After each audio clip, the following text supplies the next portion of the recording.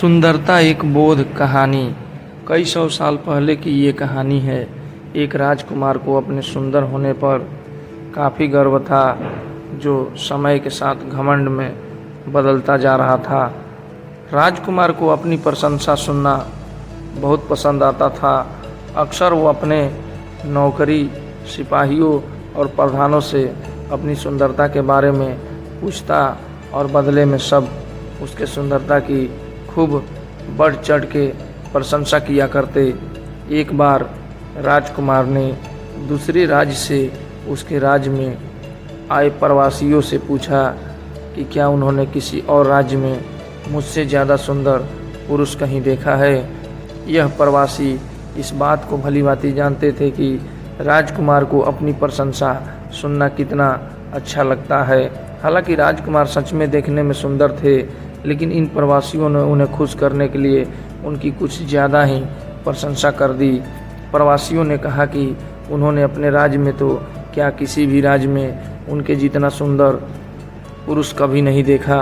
वह तो यहाँ तक कह गए कि शायद वह भगवान जितने सुंदर हैं। राजकुमार अपनी इतनी ज़्यादा प्रशंसा सुनकर खुश हो गए और वो हर प्रवासी से अपनी तारीफ सुनना चाहता था।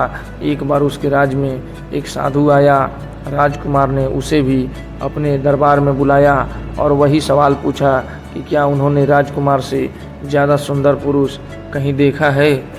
साधु ने राजकुमार से कहा कि हाँ, उन्होंने सुबह उनसे भी ज़्यादा सुंदर पुरुष को देखा है। सभी साधु की बात सुनकर हैरान थे। राजकुमार ने साधु से पूछा, कौन है वो पुरुष। साधु ने कहा, सुबह मैंने आपको देखा था, तब आप अब वर्तमान से ज़्यादा सुंदर थे। साधु की बात सुनकर सभी दंग थे।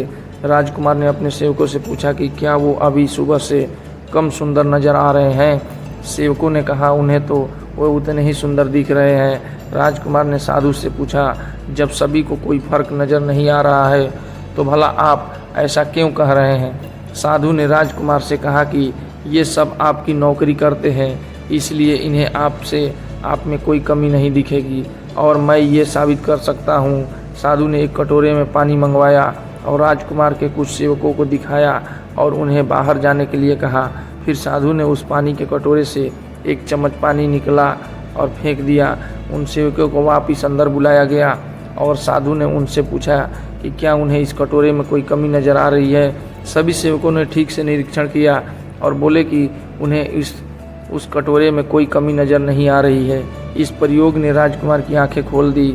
राजकुमार को ये समझ में आ गया कि वह उस वस्तु का आदी हो चुका है, उस वस्तु के नशे में फंस चुका है जो हर दिन कम होती जा रही है, यानी कि नाशवंत है। उस दिन के बाद राजकुमार ने कभी आईना नहीं देखा और अविनाशी वस्तु की खोज में अपना जीवन बिताया। कहानी की गहरी सीख, सुंदरता क्या होती है। हर किसी के लिए सुंदरता के मायने अलग अलग होते हैं। किसी के लिए बाहरी रूपरेखा सुंदर हो सकती है तो किसी के लिए अंदरूनी सद्भावना सुंदर हो सकती है। आजकल लोग अच्छे नाक नक्शे को सुंदरता का पैमाना मानते हैं, जो बिल्कुल गलत है। सुंदरता अच्छे स्वभाव, अच्छे विचार और अच्छे कर्मों से निर्धारित की जानी चाहिए। तो नमस्कार दोस्तों, मिलते हैं अगले वीडियो में। जय हिंद, जय भारत।